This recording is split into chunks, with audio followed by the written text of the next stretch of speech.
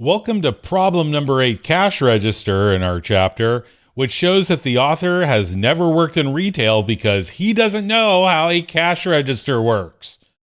Anyway, it says the exercise assumes you have created the retail item class. Well, you know what they say about assuming? It makes a bleep out of you and me. So don't assume anything here, Mr. Gaddis. Anyway, so we're going to need a retail item. And then we need a cash register class that uses the retail item. So whenever we want to go and buy a thing, we take this retail item and we pass it to a method named purchase item, and that gets stored inside the cash register. And then we have a get total, which will show the total, and also a thing that says show items that shows all of the items. And then like a clear, which should clear out the list of items inside the cash register.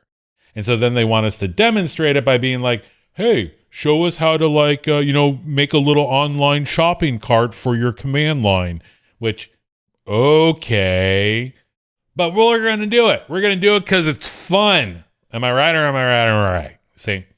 All right. So first we need this retail item thing.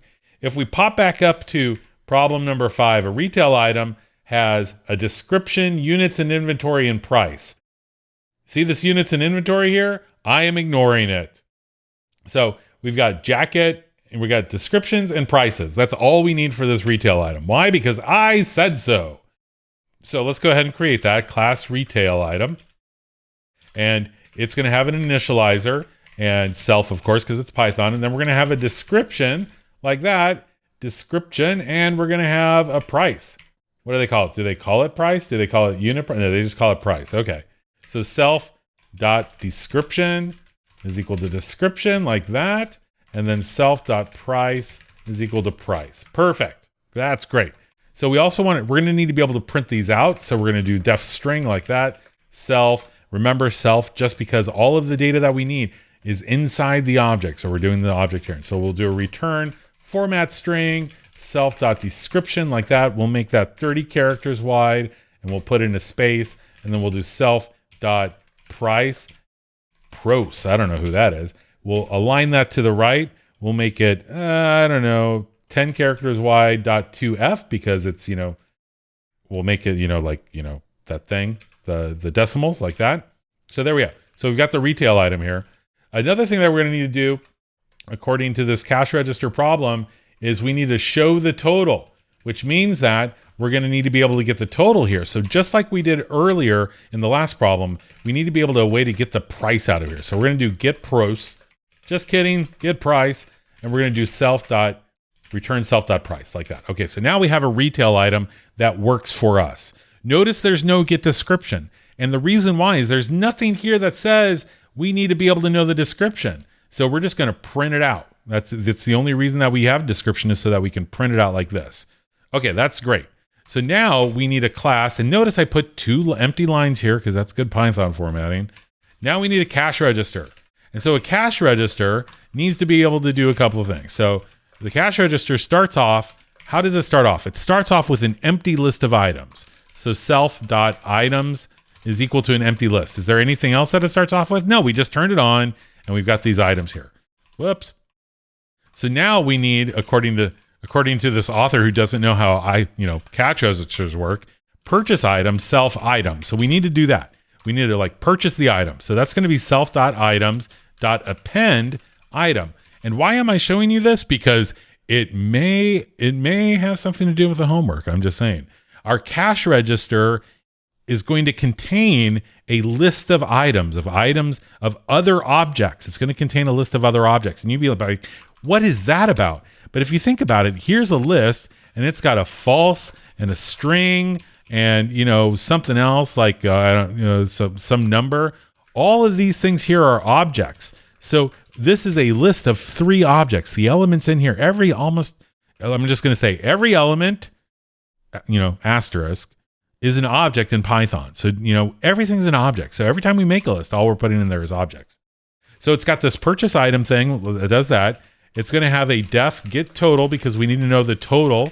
And what do we need? What information do we need to be able to calculate the total? Do we need a parameter here? The answer is no, because everything that we need is inside that list. And in the last problem, we saw how to get the price or get the charges or get a value out of an object using the list comprehension and then returning the sum or using the sum. So that's all I'm going to do here. And I'm going to do item for item in self.items like this inside that list comprehension. And right here I do .get price. So I'm getting the prices out of each item. I'm creating a new list that just has those prices. Then I'm summing them up and returning that. So I've got the get total there. Then I also need a way to be able to like show the cart. Does that have a method name? Show items. That's what it's called right there. Show items. So def show items. Do I need a parameter for that? The answer is no, because the items are inside of the class. So now I just need to be able to print those items out. What I'm going to do is I'm going to do something different. I'm going to return a list joined up by this new line character. If you remember .join, what it does is it takes whatever's in the list and then puts this character in between them. And if you don't remember that, let's go ahead and open up a terminal here really quick. I don't care that it fails. So let's start Python. Let's start up Python here. And with my Python, so let's say I have a list and it's equal to 1, 2, 3. Okay. So there's my list. And now I'm going to do something like dash.join_L. And that, oh, I've got integers here. That's the problem. So I've got integers inside my list, and that it doesn't like anything except for integers. So I need to make it a string of somehow. So I'm going to do a different list here. L is Curtis 2, 3, like that. Okay. Well, I can also use strings later, but I'll show you how to do that. So that dash.join_L like that, that's Curtis 2, 3. It brings these together. If I do new line.join_L, then it puts it, even though it looks like this right here, it's actually these new lines right here are printing a new line on each one. So if I did this and I did print, whoops, like that, now you can see they're on each new line. So that's all I'm doing here. Is I'm going to use this new line character and join up things inside a list. So what's inside my list? I want to take this list of items and I want to print it out. So I could do something like self.items, but as you know, what I really want to do is turn these into strings. So what I want to do here is I want to do string item for item in self.items like that. So here again, I'm using a list comprehension to create a new list for each item in that list of items. I want to turn it into a string, which is going to call this string method here. And then it'll put them together with new lines and show those items. So there's that. And then finally, we've got some sort of thing called clear, def clear. We want to clear out the cash register. So what's that? That's self.items. What kind of method should we use to clear out our list? Oh, look at this first one right here. Clear. That's brilliant. Okay, so we have that clear. All right, so now it wants me to write a program that actually does this stuff. So here we go. So def main, I'm going to create some items, okay? So items in stock. This is the crap that I'm going to be able to sell. So I've got a retail item. I'm going to sell some jeans for $100 a piece because I'm, in Eastern Europe maybe, and, they go for big money. I don't know what I'm talking about now. Then I'll also sell some vodka, and that's really cheap because it's state sponsored, so that's only $1. And then a retail item of like, I don't know, what else is there besides jeans and vodka? So very little in my, how about just bread? Bread's probably like $5.25. And then we'll do one more retail item, maybe something like, I don't know. What else can you buy? What's there? Isn't this horrible? It's like, I don't know what to buy. Because, I go to the store and I'm just like, I'm going grocery shopping. Everything else is online. Let's buy a book. That's nice. $10.45 for a book. Okay. So those are the items in stock. And what we're going to do is we're going to be like, hey, let's print out the items in stock and ask what they want to buy. Okay. So that now we're just going into our while true loop. So while true, let's go ahead and print out our items in stock. Okay. So, so I can do something like this, print. And what I'm going to do is I'm going to create this. I'm going to do this this thing, new line dot join, and then I'm going to make that items in stock thing. I'm going to do string item for item in items in stock, just like that. Okay, so that's going to print out all of the items in stock. if you don't believe me, because right now, to be honest with you, I'm not sure I believe myself. So I'm going to go ahead and set this up and call that main, and I'm going to print this out, and let's see what happens. This should just go on forever. Yep, see, it works because it's a while true, right? It's a forever loop. So items in stock. Now I'm going to do like item equals which item would you like to buy? Please enter the number. Okay. So that's what it's going to be. That's the item number or the item index. Once I get that, then I'm going to get this item. I'm going to get this item here out of the thing. Okay. So that's going to be item equal, it's items in stock. And I'm going to get out the item index -1 because, so maybe somebody put 1, 2, 3, 4, that kind of thing. So that's the item I want to buy. And now I need to put it in a cash register. I don't have a cash register.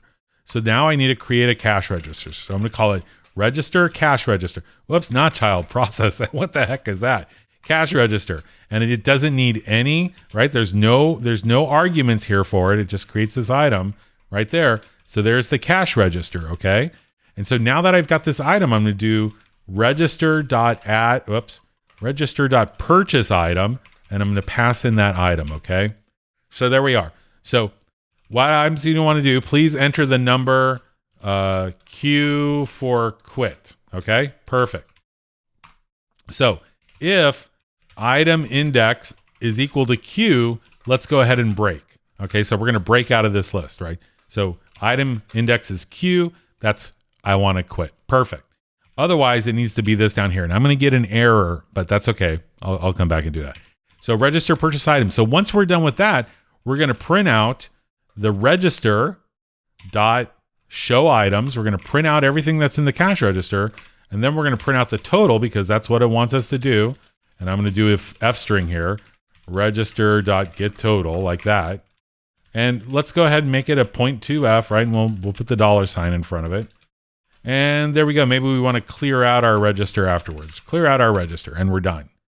So that's what's going to happen here. We're just going to keep adding things. We're going to print out all of the available items.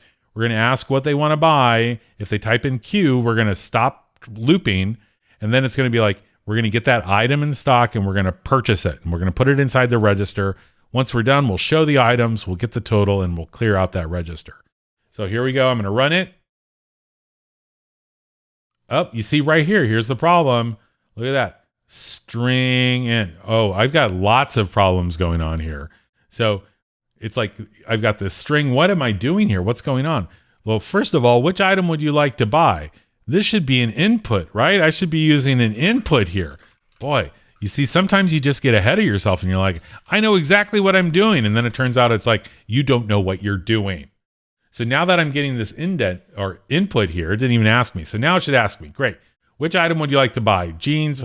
I'll buy number 1. I want to buy some jeans. Oh, crap. Unsupported type, string in it, right? Because item index in this case, I need to turn that into an integer. Great. So I'll go ahead and do this. Now I've got an integer for my item index right there. So I'll run that.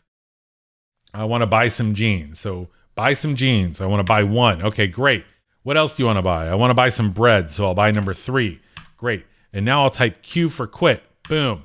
And so there are my jeans, there's my bread, and there's the total, $105.25. So I say they're expensive jeans, but good jeans are probably $100. What is wrong with me? Anyway, so again, here's what I've done. All of this stuff is just like, Python-y dumb, like I'm going to interact with the user crap. The stuff that's really interesting is this stuff up here. I've got this retail item that I put the description and price in, and then I say, this is how I want you to print it. And then you can also get the price for me, because the price is important down here where it says get total. I need to get that price for every item in those items and then sum that up.